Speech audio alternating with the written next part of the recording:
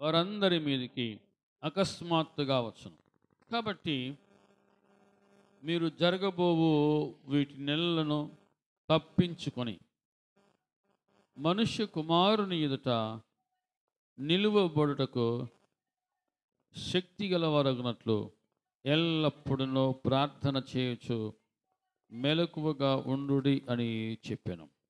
దేవుని బిడ్డలారా, ప్రభువును గూర్చిన రెండవ రాకడ, ప్రభువారి రెండవ రాకడ గురించి చాలా స్పష్టంగా ఇక్కడ రాయబడి ఉంది. అకస్మాత్తుగా వస్తుంది. ఆయన రాకడ ఏ రోజు అనేది ఎవరికి తెలియదు. అది ఈరోజు సాయంత్రం అవ్వచ్చు, రేపు అవ్వచ్చు, వచ్చే నెలలో అవ్వచ్చు, ఈరోజు ఈ టైము అని ఎవరికి కూడా తెలియదు. కానీ అది ఎలా ఉంటుందంట? అకస్మాత్తుగా వచ్చును. దేవుని బిడ్డలారా, ఆయన అప్పుడే రాళ్లే, వచ్చేవాడికి ఎప్పుడో వచ్చేసేవాడు అని చాలామంది అనుకుంటూ ఉన్నారు. ఆయన అప్పుడే రాళ్లే, వచ్చేవాడైతే ఎప్పుడో వచ్చేసేవాడు అని అనుకుంటూ నిర్లక్ష్యంగా ఉన్నారు. కొంతమంది అసలు భక్తినే విడిచిపెట్టిన వాళ్ళు కూడా ఉన్నారు. ఆయన అప్పుడే రాళ్లే, ఆయన వచ్చే టైం ఇంకా చాలా ఉందలే అనుకుంటూ ఉన్నారు. కానీ వాక్యము చాలా స్పష్టంగా చెబుతూ ఉంది, అకస్మాత్తుగా వచ్చును, అకస్మాత్తుగా వచ్చును. దేవుని బిడ్డలారా, ఈ మాటలోనే చాలా కదా అర్థం ఉంది. ఆయన ఎప్పుడు వస్తాడో తెలియదు కాబట్టి మీరు మెలకువగా ఉండి ప్రార్థన చేయండి అంటున్నాడు. యేసు ప్రభువు వారు వస్తారు మొదటి రాకడలో. ఫస్ట్ టైం ఆయన వచ్చినప్పుడు అందరూ వస్తాడు, మెస్సయ్య వస్తాడు, ప్యాలెస్లో పడతాడు, మెస్సయ్య వస్తాడు, రాజుగా పుడతాడు, ప్యాలెస్లో పడతాడు అనేసి అందరూ అనుకున్నారు. అందరూ అనుకున్నది ఒకటి, అక్కడ జరిగింది మరొకటి. ఏం జరిగింది? అందరూ ఏమనుకున్నారు? రాజు పుడతాడు, మెస్సయ్య వస్తాడు, ప్యాలెస్లో పుడతాడు అలా అనుకున్నారు. కానీ తీరా వచ్చరికి ఆయన కటిక పేదవానిగా వచ్చాడు, నిరుపేదగా వచ్చాడు. పశువుల తొట్టే ఆయనకు పరుపుగా ఉంది. దేవుని బిడ్డలారా, అందరి ఆలోచనలు ఒక రకంగా ఉన్నాయి, దేవుని ఆలోచన మరొక రకంగా ఉంది. దేవుని ఆలోచన ఎవరికి తెలిసింది? దేవుని ఆలోచన అందరికీ తెలియవు. తండ్రి ఆలోచన చెప్పండి, తెలిసేది ఎవరికి? కుమారులకు, కుమార్తెలకు. అట్లాగే మనము కుమార్తెలుగా ఉంటే తప్ప, మారితే తప్ప ఆయన ఆలోచనలు ఎవరికి తెలియవు, అర్థం కావు. దేవుని బిడ్డలారా, అందరూ అనుకున్నట్టుగా జరగల. పశువుల తొట్టిలో ఆయన పడుకున్నాడు, పేదవాడిగా ఉన్నాడు. ఆయన కంటి ముందు తిరుగుతూ ఉన్న మెస్సయ్య అని చాలామంది గుర్తించలేకపోయారు. అప్పుడు ఉన్న ఆలోచన అది. ఇప్పుడున్న ఆలోచన ఏంటి? ఆయన అప్పుడే రాళ్లే, ఇంకా టైం ఉంది, వచ్చేవాడైతే ఈ పాటికే వచ్చేసేవాడు అనేటువంటి నిర్లక్ష్య ధోరణితో ఉన్నారు చాలామంది. కానీ వాక్యం చాలా స్పష్టంగా మనకు తెలియజేస్తూ ఉంది, అకస్మాత్తుగా ఆయన వస్తాడు. హల్లెలూయా. దేవుని బిడ్డలారా, మనిషి కుమారుడు ఏ దినం వచ్చునో, దొంగ ఏ జామున వచ్చునో తెలియని రీతిగా మనిషి కుమారుడు ఏ జామున వచ్చునో ఎవరికి తెలియదు. దేవుని బిడ్డలారా, కానీ మొత్తం మీద ఆయన రాకడ అనేది ఉంది అని చాలా చాలా చాలా స్పష్టంగా అర్థమవుతుంది. ఆయన రాకడకు ముందు భూమి మీద కొన్ని గుర్తులు కూడా, కొన్ని సంకేతాలు. మనకి ఒంట్లో రోగం ఉంది అంటానికి చెప్పండి, ఎలా తెలిసింది? మనకి ఒంట్లో రోగం ఉందని ఎలా తెలిసింది? కొన్ని సంకేతాలు. కడుపులో నొప్పిగా ఉంది, కడుపులో నొప్పిని చెప్పండి, ఎలా తెలిసింది? నొప్పి. కడుపులో ఇంకేదన్నా గడ్డున్నా, ఇంకా ఏదైనా ఇతర సమస్యలు ఏదైనా ఉన్నా లోపల ఉందని మనకు తెలియదు. కానీ ఎలా తెలిసిందని నొప్పి ద్వారా ఇదిగో లోపల ప్రమాదం తయారవుతుంది, జాగ్రత్త, లోపల ప్రమాదము తయారవుతుంది, జాగ్రత్తగా ఉండండి అని ఒక హెచ్చరిక, అది కొన్ని సంకేతాలు. అట్లాగే ప్రియ దేవుని బిడ్డలారా, ప్రభు రాకడకు ముందు కొన్ని సంకేతాలు మనకు స్పష్టంగా తెలుస్తూ ఉన్నాయి. ఇంతకుముందే నాకు ఒక న్యూస్ వచ్చింది ఈరోజు ఉదయం పూట. ఏంటి ఆ న్యూస్ అంటే 2021 2012లో వచ్చిన సునామీ భూకంపం మళ్ళీ మన ఈ మధ్య నాకు బాగా వచ్చిందంట. ఇప్పుడు సునామీ వచ్చే అవకాశాలు ఉన్నాయనేసి ఇప్పుడు ఇంతకుముందే ఈరోజు ఉదయం వచ్చిన న్యూస్ అది. అని మళ్ళీ సునామీ వచ్చే అవకాశాలు ఉన్నాయనేసి శాస్త్రవేత్తలు, అక్కడ ఉన్న వాళ్ళు శాస్త్రవేత్తలు, కొంతమంది పరిశోధకులు వార్నింగ్ ఇచ్చారు. ప్రతి దేవుని బిడ్డలారా, అంటే ఇప్పుడు ఏ నిమిషంలో ఏం జరగబోతుందో ఎవరికి తెలియదు. రాదులే, మనకెందుకు వస్తుందిలే, భూకంపం మనకెందుకు వస్తుందిలే, కరోనా మనకెందుకు వస్తుందిలే, లేకపోతే ఆ రోగం మనకెందుకు వస్తుందిలే అనేది ఇప్పుడు దేవుని బిడ్డలారా ఆలోచన చాలామందికి ఉండొచ్చు. కొంతమందికి అటువంటి అవగాహన కూడా లేకపోవచ్చు. కొంతమందికి ఉన్న నిర్లక్ష్యంగా ఉండొచ్చు. అటువంటి వైఖరితో, అటువంటి ఆలోచనలతో చాలామంది ఉన్న వాళ్ళు భూమి మీద ఉన్నారు. వచ్చిన తర్వాత ఏడ్చే వాళ్ళు ఉన్నారు, వచ్చిన తర్వాత బాధపడే వాళ్ళు. కానీ రాకముందు జాగ్రత్తగా ఉండండి అనేది ఎవరికి కూడా అర్థం కావట్లా. ఇక్కడ మనం చూస్తున్నాం 34వ వచనంలో, మీ హృదయములో ఒకవేళ తిండి వలనో మత్తు వలనో ఐహిక విచారముల వలనో మందముగా ఉంటే, మీ హృదయములు ఒకవేళ తిండి,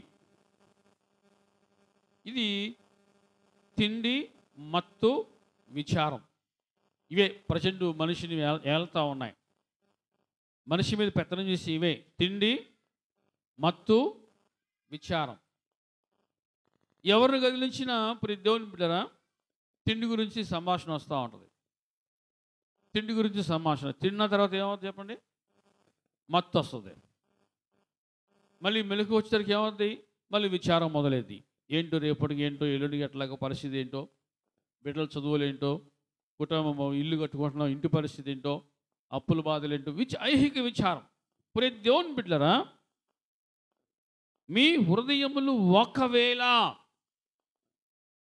తిండి వలనను మత్తు వలనను ఐహిక విచారముల వలన మందముగా ఉన్నందున ఆ దినములు అకస్మాత్తుగా మీ మీదికి ఉరి వచ్చినట్టు రాకుండా మీ విషయమే మీరు జాగ్రత్తగా ఉండండి.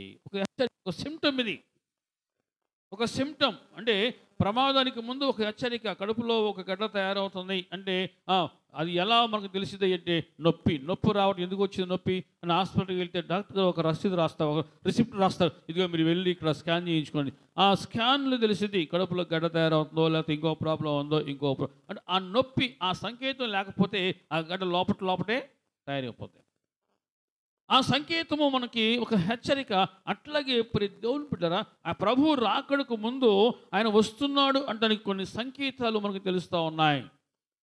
ఏమిటి ఆ సంకేతాలంటే తిండి, మత్తు, ఐహిక విచారం. ఈ మూడు మనిషిలో బాగా పనిచేస్తూ ఉన్నాయి. ఇప్పుడు ఈ మూడు మనిషిలో బాగా పనిచేస్తున్నాయి, మందంగా తయారు చేస్తున్నాయి. మనిషి మందం అయిపోతున్నాడట. అటువంటి దినాలు, మందముగా ఉన్న దినాలలో అకస్మాత్తుగా, ఎప్పుడంటే అకస్మాత్తుగా మీ మీదికి ఉరి వచ్చినట్టు వస్తుందేమో, జాగ్రత్తగా ఉండండి. ఆయన రాకడ అలా వస్తుందేమో, జాగ్రత్తగా ఉండండి. అకస్మాత్తుగా అనే మాట ఈ చదువుకున్నటువంటి ఈ 34-35 వచనాలు 2 సార్లు హెచ్చరిస్తున్నట్టు మనం చూస్తున్నాం. 2 సార్లు ఈ మాట అకస్మాత్తుగా అంటే సంకేతం, ఒక సిగ్నల్. ఇది ప్రతి దేవుని బిడ్డలారా, ఎప్పుడు ఏ నిమిషంలో ఏం జరగబోతుందో తెలియదు. ఆయన ఎప్పుడు రాబోతున్నాడో తెలియదు. ఎటువంటి వార్త వినబోతున్నామో తెలియదు. అటువంటి భయంకరమైన దుర్దినాలలో మనం ఉన్నాం. మరి ఒక భక్తుడు అంటాడు, ఆయన రాకడం మనకు తెలియదు, మన పోకడ తెలియదు. కాబట్టి జాగ్రత్తగా ఉండండి.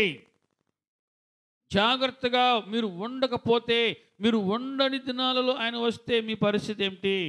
మీరు ఎత్తబడతారా, విడువబడతారా అని వాక్యము హెచ్చరిస్తూ ఉంది.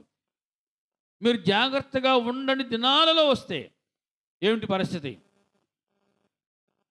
కొంతమందిలో ప్రారంభ దినాల్లో భక్తి అనేది పొంగి పొరులుతూ ఉంటుంది. చాలా అవేర్నెస్, అసలు లేచిన కూర్చున్నా పండుకున్నా ఏది ఏమైనా సరే ఆ భక్తి అనేది ఒక నీటి ప్రవాహమలి పొరులుతూ ఉంటుంది. ప్రభువా నువ్వు ఎప్పుడు వచ్చినా నేను సిద్ధంగా ఉన్నానయ్యా, నువ్వు ఎప్పుడు వచ్చినా నేను సిద్ధంగా ఉన్నానయ్యా అనేటువంటి విశ్వాసంతో ఉన్నారు. కానీ రాను క్రమక్రమంగా ఏమవుతుంది అంటే అది తగ్గిపోతూ ఉంది.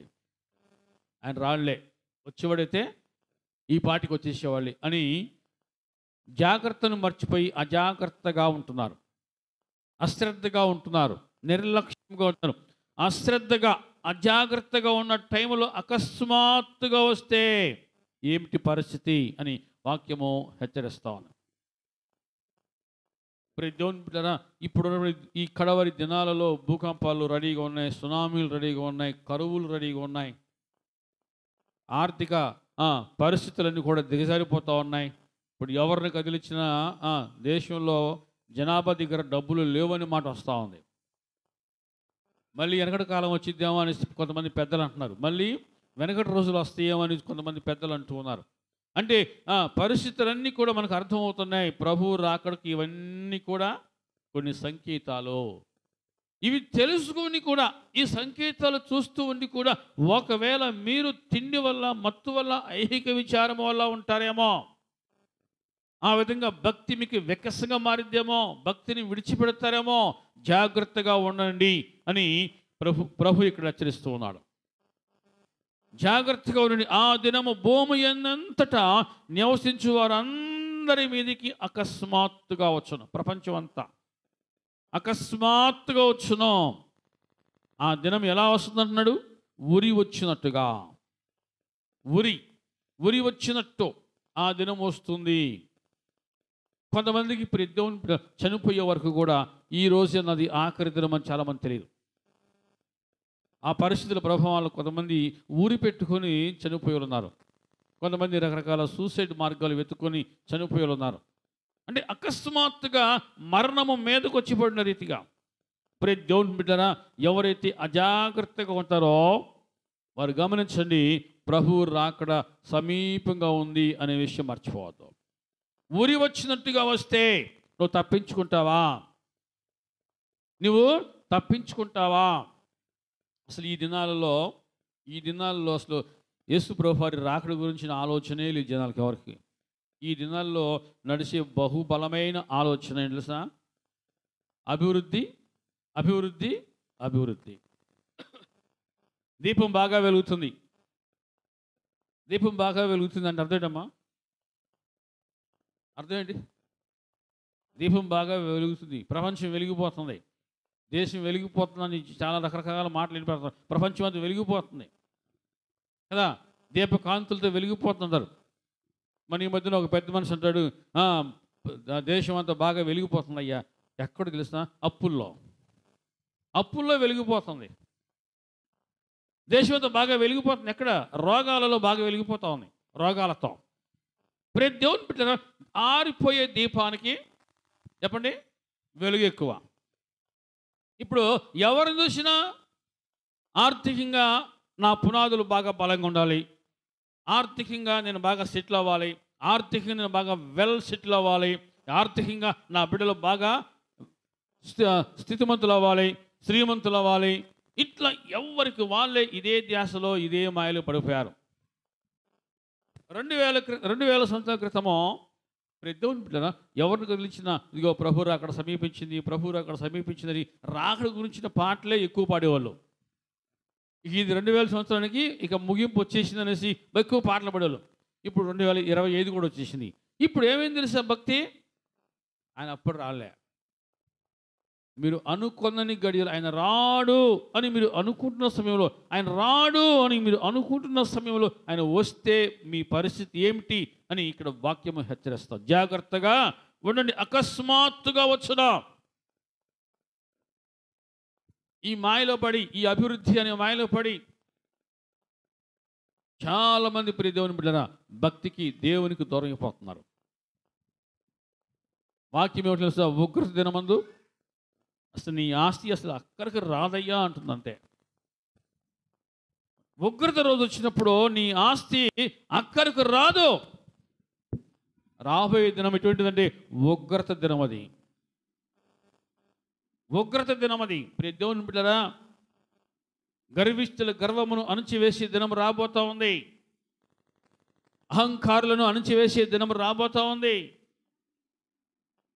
కాబట్టి మీరు మెలకువగా ఉండండి. ఒకవేళ మీరు కూడా అజాగ్రత్తగా ఉంటే జాగ్రత్త, మీరు తప్పించుకోలేరు, మీరు విడువబడతారు, చాలా భయంకరంగా ఉంటుంది అని వాక్యం హెచ్చరిస్తా ఉంది. తిండి, మత్తు, ఐహిక విచారం ఇవి ఉండటం వల్ల ఈనాడు అసలు ప్రార్థన చేసుకుందాం అని ధ్యాస లేదు ఈరోజు మనుషులకి. 36వ వచనం చూడండి. కాబట్టి ఇవన్నీ చెప్పిన తర్వాత, తిండి, మత్తు, ఐహిక విచారము ఇవన్నీ చెప్పిన తర్వాత ఏమంటారు తెలుసా? కాబట్టి మీరు జరగబోవు వీటి నెలలను తప్పించుకొని మనిషి కుమారుని ఎదుట నిలువబడుటకు శక్తి గలవారగునట్లు ఆయన ముందు మీరు నిలబడాలి. ఆయన రాబోతున్నాడు, ఆయన ముందు మీరు నిలబడాలి. నిలబడాలంటే అంత ఈజీ కాదు. చెప్పండి, సింహం ముందు ఎవరు నిలబడి చెప్పండి? సింహం ముందు నిలబడేలు ఎవరు ఉన్నారా? ఫస్ట్ ఆయన గొర్రె పిల్లగా వచ్చాడు. ఇప్పుడు ఆయన యూదా గోత్రపు సింహంగా రాబోతూ ఉన్నాడు. హల్లెలూయా. సింహం ముందు నిలబడాలంటే సింహం పిల్లలే నిలబడతాయి, గుర్తుపెట్టుకోండి. సింహం ముందు నిలబడాలంటే సింహం పిల్లలే నిలబడతారు. మీరు సింహాలుగా ఉండాలి.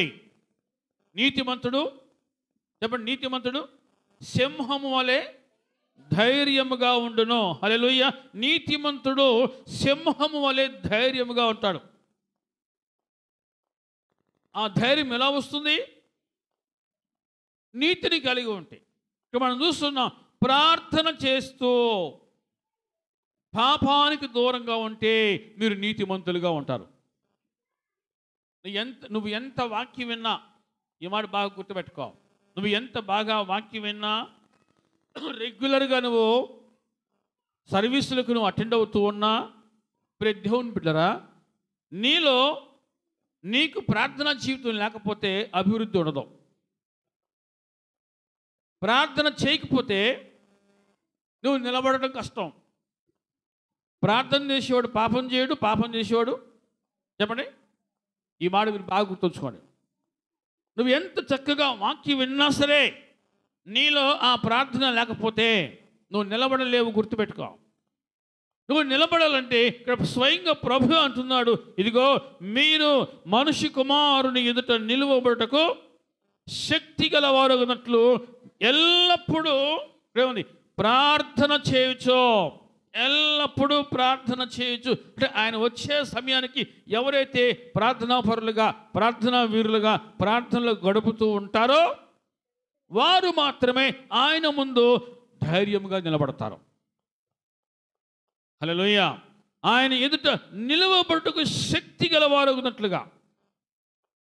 మీకు శక్తి కావాలంటే, ఆయన ముందు నిలబడగలగాలంటే ఒకటే మార్గం చెప్పి ఇక్కడ, ఎల్లప్పుడూ ప్రార్థన చేయండి. మీరు తిండి కదా మత్తులుగా ఉండి ఐహిక విచారంతో ఉన్న ఆ సమయంలో వస్తే మీరు ఆయన ముందు నిలబడలేరు. కానీ మీరు ప్రార్థన చేస్తూ, ప్రార్థనలో ఆత్మలో మూలుగుతూ ప్రార్థిస్తూ ఆ విధంగా గడుపుతూ ఉన్న సమయంలో ఆయన వస్తే మీరు ఆయన ముందు నిలబడగలుగుతారు. నా తండ్రి చేత దీవించబడిన వాడా లోపలికి రా, లోపలికి రమ్ము అని అనిపించుకుంటాం. లేని ఎడల అసలు మీరు ఎవరో నాకు తెలియదు, మీరు నా యొద్ద నుంచి వెళ్ళిపోండి అంటాడంతే.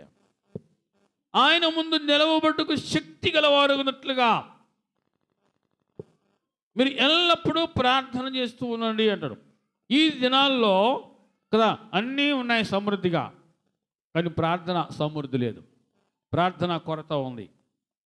ఈనాడు కుటుంబాల్లో వ్యక్తిగతంగా ఏ విధంగా మనం ఆలోచన చేసినా ప్రతి దేవుని బిడ్డలారా ప్రార్థన కొరత బాగా తీవ్రంగా ఏర్పడతా ఉంది. నిజాయితీగా మిమ్మల్ని మీరు పరిశీలించుకోండి. ఎంతమంది నిజముగా దైవికంగా ప్రార్థనా పరులుగా వాక్యానుసారంగా జీవిస్తున్నారు? ఇప్పుడు ప్రభు వస్తే ఎంతమంది మీరు ఆయన ముందు నిలబడగలుగుతారు? ఎంతమంది ఆయన ముందు మీరు నిలవబడగలుగుతారో? దేవుని బిడ్డలారా, సిద్ధపాటు లేకపోతే ఎవరు కూడా నిలబడలేరు. మెలకువగా ఉండమని ప్రభు చెప్పాడు. ఆత్మలో మెలకువ అంటే గ్రహింపు. ఆయన వస్తున్నాడు అనే వార్త వింటే అసలు నిద్ర పట్టదు, నిద్రపోకూడదు, నిద్ర రాకూడదు. అర్థమవుతుంది అన్న వాళ్ళు చెప్పండి హల్లెలూయా. ఎవరైనా ఒక నాయకుడు వస్తున్నారంటే ఎవరైనా నిద్రపోతారా? అసలు ఆ నాయకుని అభిమానించే వాళ్ళు నిద్రపోరు. ఆ నాయకుని అభిమానించే వాళ్ళు నిద్రపోరు, ఎదురు చూస్తారు.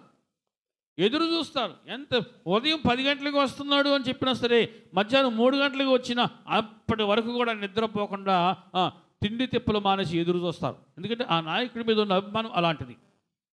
అలాగే ప్రభు రాబోతున్నాడు. ప్రభువును అభిమానించే వాళ్ళు, ప్రభువును నమ్మిన వారు ఖచ్చితంగా ఆయన కోసము ఎదురు చూస్తారు, మెలకువగా ఉంటారో. అర్థమవుతుంది అన్న వాళ్ళు చెప్పండి హల్లెలూయా. ఇక్కడ మనం చూస్తున్న మత్తయి వార్త చాలా బాధాకరమైనటువంటి విషయం. 25వ అధ్యాయంలో 1 నుంచి 13 వరకు మనం చూస్తే 10 మంది కన్యకలు మనం చూస్తూ ఉన్నాం. 10 మంది కన్యకలు, 10 మంది కూడా కన్యకలే.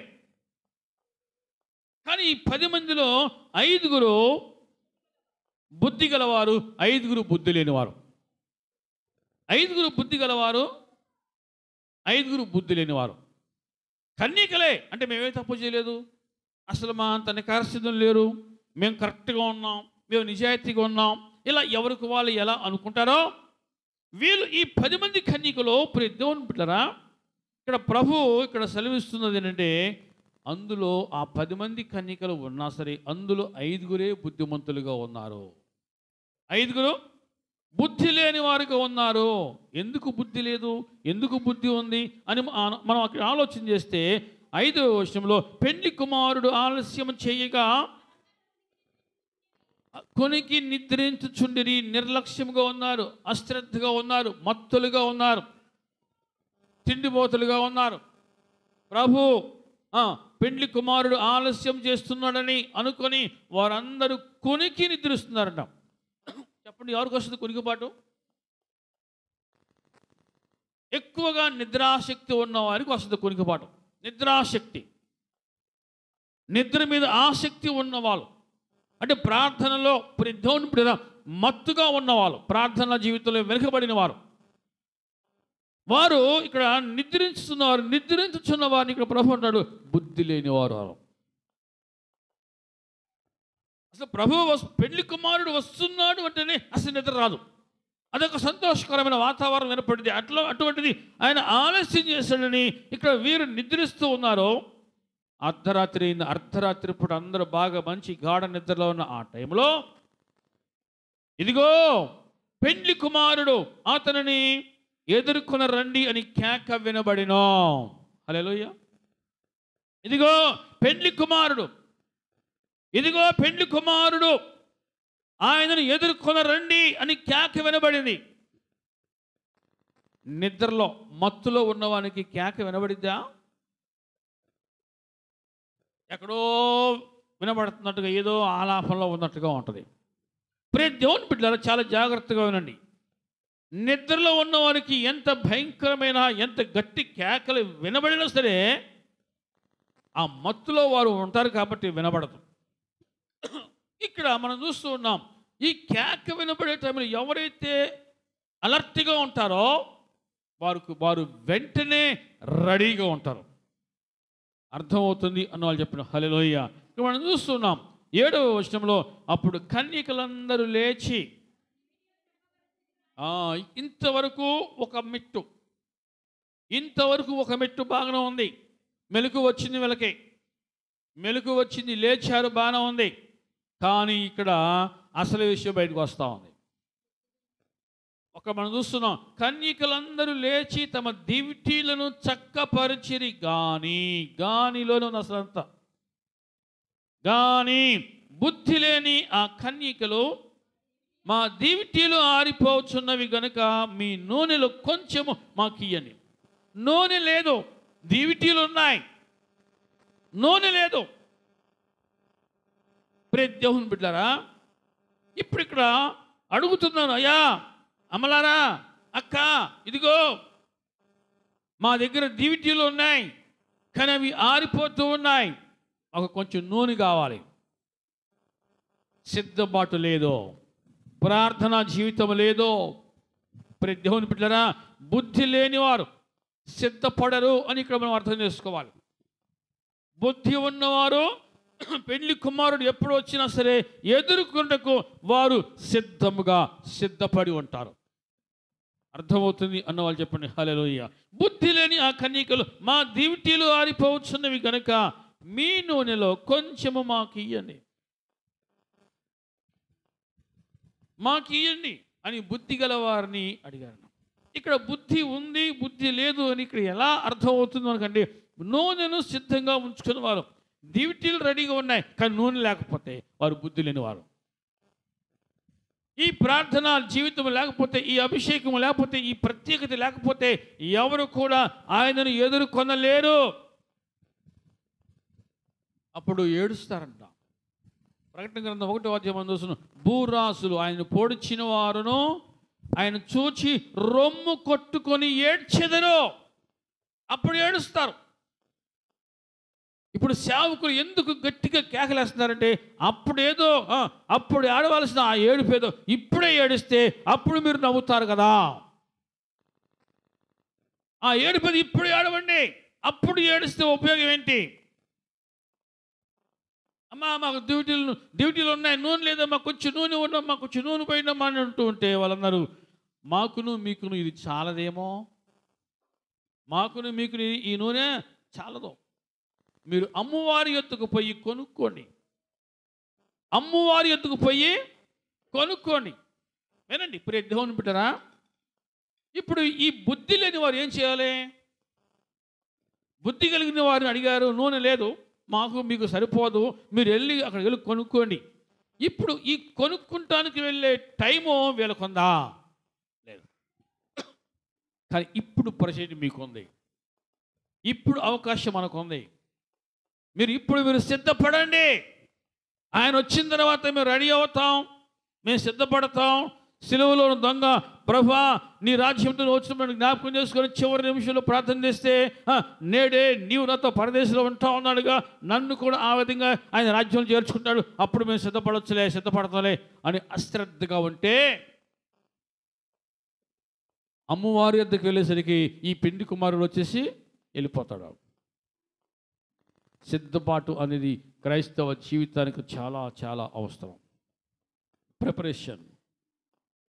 మనం పిల్లలకి ఎగ్జామ్స్కి మనం ఎక్కువ వాడే పదం చెప్పండి, ప్రిపేర్ వెల్ అంటాం. ఎందుకు? ఎగ్జామ్స్లో పాస్ అవ్వాలి, బాగా ప్రిపేర్ అవ్వండి. ప్రిపరేషన్ లేకపోతే ఎగ్జామ్స్లో బిడ్డలు ఏ విధంగా పాస్ అవ్వాలో, మనము సిద్ధపాటు కలిగి ఉండకపోతే ఆయన ముందు మనం రేపు నిలబడలేము. ప్రియ దేవుని బిడ్డలారా, ఇప్పుడు మనము అమ్మవారి యొద్దకు వెళ్ళి నూనె తెచ్చుకునే స్థితిలో మనం ఉన్నాం. ఇప్పుడు కొనుక్కోవాలి, ఇప్పుడు వాయిదా వేయకూడదు. టైం ఉందిలే, ఆయన అప్పుడే రాళ్ళే, ఇంకా టైం ఉందిలే, వచ్చేవాడికి ఈ పాటికి వచ్చేసేవాళ్ళే అని అశ్రద్ధగా అనాలోచనగా ఉంటే, సడన్గా ప్రభు అకస్మాత్తుగా వస్తే మీ పరిస్థితి ఏమిటి? మన పరిస్థితి ఏమిటి? ప్రభు ఇక్కడ అంటున్నాడు, చూద్దాం 10 నుంచి చూస్తే, వారు కొనబోచుండగా పెండ్లి కుమారుడు వచ్చెను, అప్పుడు సిద్ధపడి ఉన్నవారు అతనితో కూడా పెండ్లి విందుకు లోపలికి పోయి అంతటి తలుపు వేయబడిను. ఆ తర్వాత తక్కిన కనికలు వచ్చి, అయ్యా మాకు తలుపులు తీయమని అడగగా అతడు, మిమ్మును ఎరుగను. ఈ మిగతా 5 కన్యకలు పరిగెత్తుకుని వెళ్ళారు, నూనె కొనుక్కొచ్చుకున్నారు, కానీ అప్పటికి ఆలస్యం అయిపోయింది. ప్రియ దేవుని బిడ్డలారా, వచ్చి కేకలేస్తుంది, అయ్యా మాకు తలుపు తీ అని తలుపు తడుతూ ఉన్నారు. ప్రభు అన్నాడు, మిమ్మును ఎరుగను, మీరెవరో నాకు తెలియదు. ప్రభు ఈ ఉపమానం చెప్పిన తర్వాత చివరిలో ఒక మాట అంటున్నాడు, ఆ దినమైదను గడి అయినను మీకు తెలియదు కనుక మెలకువగా ఉండుడి. ఆ దినమైనను ఆ గడి అయినను మీకు తెలియదు గనుక మీరు మెలకువగా ఉండండి, సిద్ధముగా ఉండండి, సిద్ధపడండి. దీపాలు ఆరిపోకుండా చూసుకోండి, దీపం ఆరిపోకుండా చూసుకోండి. మరికొద్దాం లూకాసు సువార్తలో. ప్రియ దేవుని బిడ్డలారా, మనం చదువుకున్న మాటలు మనం చూస్తూ ఉన్నాం. చదువునమ్మా. మనిషి కుమారుని నిలువబడుటకు శక్తి గలవారగునట్లు ఎల్లప్పుడూ ప్రార్థన చేయొచ్చు. మెలకువగా ఉన్నది. దీపాలు ఆరిపోతే ఏమవుతుంది? నిద్రపోతారు. దీపాలు ఉంటే లైట్ వెలుగుతా నిద్ర పట్టిందా? నిద్ర పట్టదు. ప్రియ దేవుని బిడ్డలారా, దీపం ఆరిపోకుండా చూసుకోవాలి. నూనె నిండుగా ఉండి చూసుకోవాలి. నూనె నిండుగా ఉండాలి. కొరతగా ఉండకూడదు. ప్రార్థన కొరతగా ఉండకూడదు. భక్తి కొరతగా ఉండకూడదు. దేవునితో సహవాసం కొరతగా ఉండకూడదు. మీరు నిండుగా ఉండండి. ఆయన ఎప్పుడైనా రావచ్చు. ఆ దినమైనను ఆ గడి అయినను. ఈ చివరి దినాల్లో ప్రియ దేవుని బిడ్డలారా, భయంకరమైన పరిస్థితి అండి. అసలు ఆయన రాహుడు గురించిన పాటలు కానీ, రాహుడు గురించిన ప్రసంగాలు కానీ వినబడట్లా. దీవిస్తున్నాడు, ఈరోజు మిమ్మల్ని దీవిస్తాడు, ఈరోజు దేవుడు మిమ్మల్ని దర్శిస్తాడు, ఈరోజు మిమ్మల్ని అపాంతంగా పైకి లేపుతాడు. ఇట్లాంటి మాటలు ఎక్కువగా వినబడతా ఉన్నాయి. సిద్ధబాటు లేదు ప్రియ దేవుని బిడ్డలారా. వాక్యము అనేక విధాలుగా మనల్ని హెచ్చరిస్తాను. మరి ఒక మాట మీకు జ్ఞాపకం చేస్తాను, చూద్దాం. మత్తయి సువార్త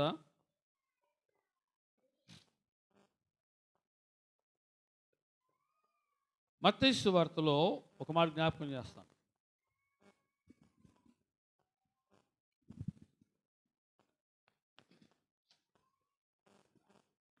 ప్రియ దేవుని బిడ్డలారా, అనేక విధాలుగా దేవుని వాక్యము మనల్ని దర్శిస్తూ, తాకుతూ, హెచ్చరిస్తూ ఉంటుంది. 25వ అధ్యాయంలో మనం చూస్తూ ఉన్నాం. 25వ అధ్యాయంలో 2 గుంపులు మనం చూస్తాను. 31 నుంచి చూద్దాం. తన మహిమతో మనిషి కుమారును ఆయనతో కూడా సమస్త దూతలను వచ్చినప్పుడు ఆయన తన మహిమ గల సింహాసనం మీద ఆసీనుడై ఉండును. అప్పుడు సమస్త జనములో ఆదాము గారి దగ్గర నుంచి ఈ భూమి మీద ఎంతమంది పుట్టారో, ఎంతమంది ఉన్నారో వారందరూ సమస్త జనములో ఆయన ఎదుట పోగు చేయబడుదురో. గొల్లవాడు మేకల నుండి గొర్రెలను వేరుపరచినట్లు ఆయన వారిని వేరుపరిచి తన కుడి వైపున గొర్రెలను, ఎడమ వైపున మేకలు నిలువబెట్టను.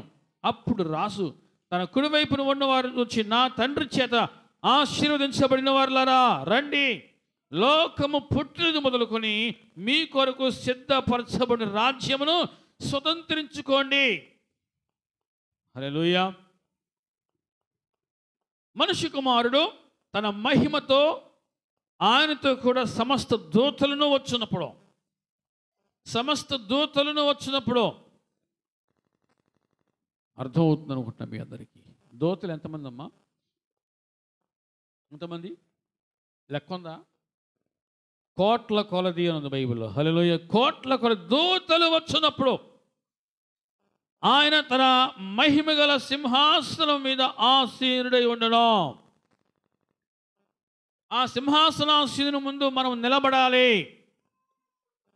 ఆయన సింహాసనాసీనుడిగా ఉన్నప్పుడు ఆయన ముందు ధైర్యముగా, శక్తిమంతులుగా, శక్తి గలవారుగా నిలబడాలంటే ఏం చేయాలంట? ప్రార్థన చేయాలి. ఎల్లప్పుడూ ప్రార్థన చేయాలి. అంతటి నిరీక్షణ ఉందా? పోయిన వారు ఒక మాట జ్ఞాపకం చేశాను. అన్న ఒక భక్తిపరురాలు ఎంతకాలం ఉంది దేవుని ఆలయంలో? దేవుని విడువక, ఆయన ఆలయం విడువక 84 సంవత్సరంలో విడువక, మానక ప్రార్థిస్తూ, దేవునికి సేవ చేస్తూ, ఉపవాస ప్రార్థనలు గడుపుతుంది. ప్రతి దేవుని బిడ్డరా, ఈనాడు వెతికిన అటువంటి భక్తులు, అటువంటి ప్రార్థనా పరులు దొరుకుతారా? కనబడతారా? ఆమెకున్న నిరీక్షణ గొప్పది. మెస్సయ్య వస్తాడు, మెస్సయ్య వస్తాడు నిరీక్షణ ఆమెకు. ఆమె ఎంతగా ఎదురు చూచిందో ఖచ్చితంగా అంతగా ఆమెకు ఆనందం మిగిలింది. ఆయన ఆమె చేతుల్లోకి వచ్చాడు. అదేవిధంగా మనం మరి ఒక వ్యక్తిని అక్కడ చూస్తే సుమియోన్ అనే వ్యక్తిని చూసాం.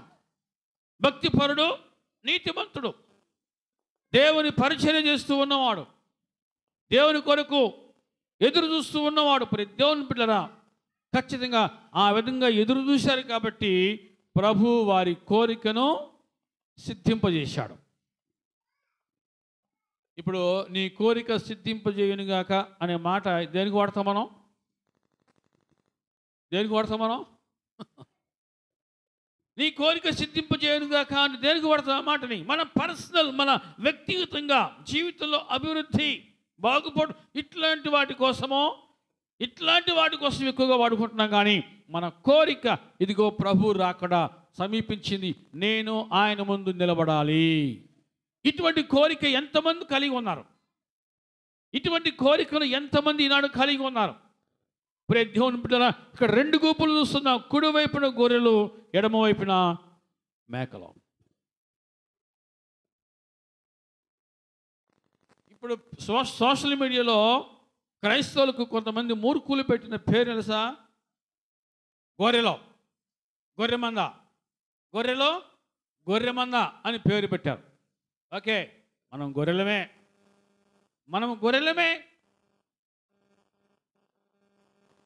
కానీ వాళ్ళు మేకలు. హలో చెప్పండి, వాళ్ళు మేకలు అంతే. ప్రభు మనల్ని ఎంత చక్కగా ప్రేమించాయంటే, మనము ఆయన మేపు గొర్రెలము. ఇక్కడ మనకిచ్చిన ఆధిక్యత, తన కుడి ప్రక్కన గొర్రెలను నిలబెట్టుకున్నాడు. హల్లెలూయా. ప్రభు అంటున్నాడు ఇక్కడ, నా తండ్రి చేత ఆశీర్వదింపబడిన వారులారా రండి, లోకము పుట్టినది మొదలుకొని మీ కొరకు సిద్ధపరచబడిన రాజ్యమును స్వతంత్రించుకోండి. అంటే మన కోసం ఒక రాజ్యమును ప్రభు సిద్ధపరిచాడు. ఆ సిద్ధపరచబడిన ఆ రాజ్యమును మనము స్వతంత్రించుకోవాలంటే మనము సిద్ధపడి ఉండాలి, సిద్ధపాటు కలిగి ఉండాలి. మీ ముందు చాలాసార్లు ఒక ప్రశ్న ఉంచుతున్నా, ఈరోజు నువ్వు చనిపోతే దేవుని యొద్దకు వెళతాను అని నమ్మకం నీకుందా? దేవుని బిడ్డలారా, మరణము ఎవరికి కూడా చెప్పరాదో. కానీ మన భక్తి, మన నిరీక్షణ, మన విశ్వాసం ఏంటంటే, ఎప్పుడు చనిపోయినా, ఎనీ టైం, ఎప్పుడు చనిపోయినా మేము రెడీగా ఉంటాం. ఎందుకు? మన కొరకు సిద్ధపరచబడిన రాజ్యమును స్వతంత్రించుకోవడం కోసం. మనం సిద్ధపడితే, ఈ భూమి మీద మనం సిద్ధపడితే, పరలోకములో మన కొరకు సిద్ధపరచబడిన రాజ్యము మనం స్వాధీనం చేసుకుంటాం. మీరు స్వతంత్రించుకోండి అన్నాడు అంతే. దేవుని బిడ్డలారా, ఆయన ఎదుట మనం నిలబడాలి. నా తండ్రి చేత దీవించబడిన వాడా, లోపలికి రా అనిపించుకోవాలి. ఇక వెలుపటి ఉన్నవారి పరిస్థితి ఏంటంటే, వెలుపటి ఉన్నవారి పరిస్థితి ఏంటి? అక్కడ ఏడ్పును పండ్లు కొరుకుతాయి. ఓహో, ఇదే ఉందా, మీరు చూసారా అని వితన్నవాదం వాదించే వాళ్ళు కూడా ఉన్నారు. నరకం ఉందా, పరలోకం ఉందా? మన ఈ మధ్యన ఫేస్బుక్లో ఒకటి చూశాను, అసలు దేవుడే లేడంటాడు అడక మూర్ఖుడు. అసలు దేవుడే లేడంట.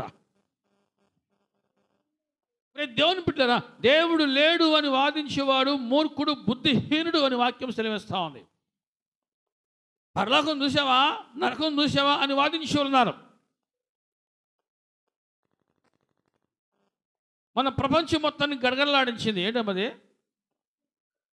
చెప్పండి, ఎంతమంది కరోనాను చూశారు? కరోనాని ఎంతమంది చూశారా?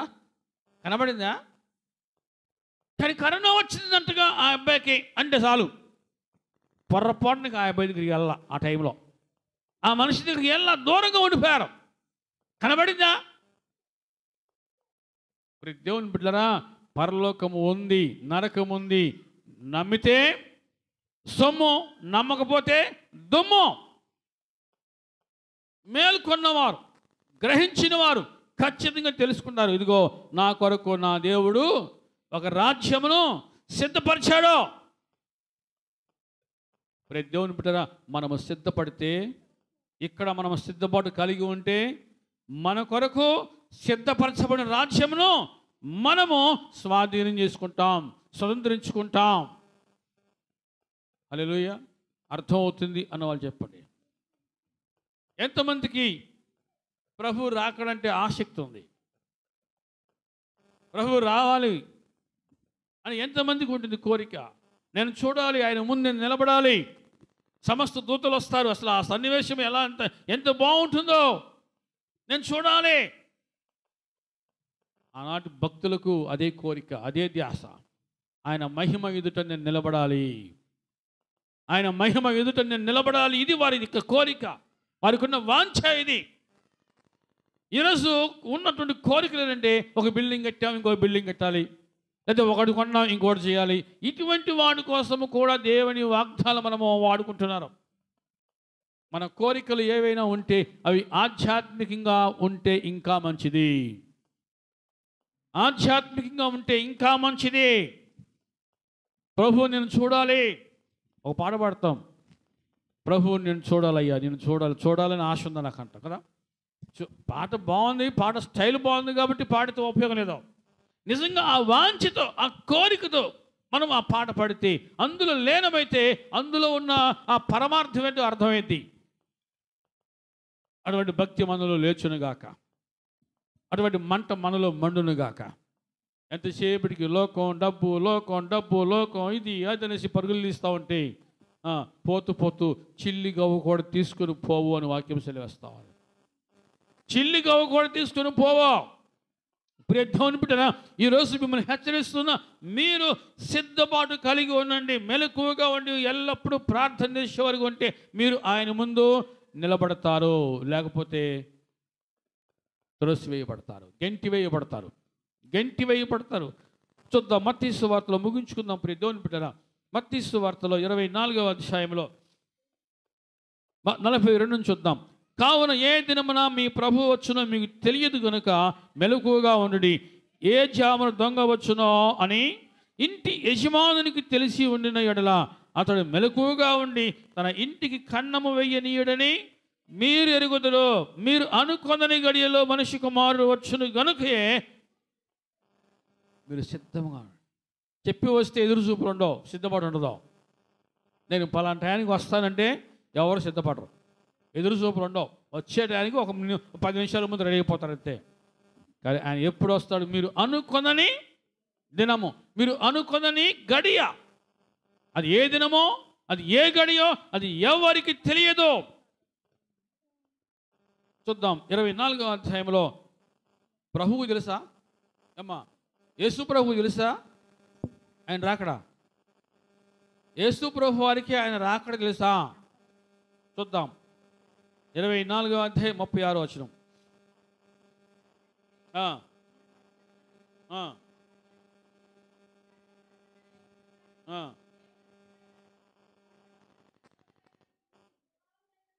అది యేసు ప్రభువు కూడా తెలియదు అది ఆ దినం ఎప్పుడు వస్తుందో.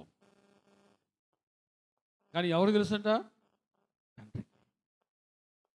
అయ్యా నువ్వు వెళ్ళు అని తండ్రి ఎప్పుడైతే సెలవిస్తాడో అప్పుడు కుమారుడు బయలుదేరి వచ్చేస్తాడు. సమస్త దూతలు కుమారుడు దిగి వస్తారు. ఆ దినమైనను చూస్తున్నా, ఆ దినమును గూర్చి, ఆ గడియను గూర్చి తండ్రి మాత్రమే ఎరుగును గాని ఏ మనుష్యుడైనను పరలోకమందుని దూతలైనను. అంత మిస్టరీ అది, అంత రహస్యం అది. అది తండ్రి అని దేవునికి మాత్రమే తెలుసు, ఇంకెవ్వరికి తెలియదో. ప్రియ దేవుని బిడ్డలారా, కాబట్టి మీరు అనుకోని గడిలో ప్రభు వచ్చును కాబట్టి మీరు ఎనీ టైం మెలకువగా సిద్ధముగా మీరు మీ భక్తిని కాపాడుకోండి, మీ విశ్వాసాన్ని కాపాడుకోండి, మీ ప్రార్థన జీవితాన్ని కాపాడుకోండి, మీ ఆత్మీయ జీవితాన్ని కాపాడుకోండి. రెడీగా ఉండండి. ప్రియ దేవుని బిడ్డలారా, ఆయన ఎప్పుడు వస్తాడో ఎవరికి తెలియదో. సిద్ధముగా ఉండాలి, సిద్ధముగా ఏ మాత్రం అశ్రద్ధగా ఉన్నా ఆయన రాకడ తెలియదు, మన పోకడ కూడా మనకు తెలియదు. కాబట్టి రెడీగా ఉందాం, బుద్ధిగలని కన్నికల్లాగా ఉందాం, గొర్రెల గుంపులో ఉందాం. ప్రియ దేవుని బిడ్డలారా, గొర్రెల గుంపులో ఉందాం, ఆయన ఎదుర్కొనే వారంగా ఉందాం, ఆయన కేక వినేవారంగా ఉందాం. ప్రభువును సమస్త దూతలను చూచే కన్నులు కలిగిన వారం కొందాం. అట్టి కృప దేవుడు మనందరికీ దయచేయునుగాక. ఆమేన్. ప్రార్థన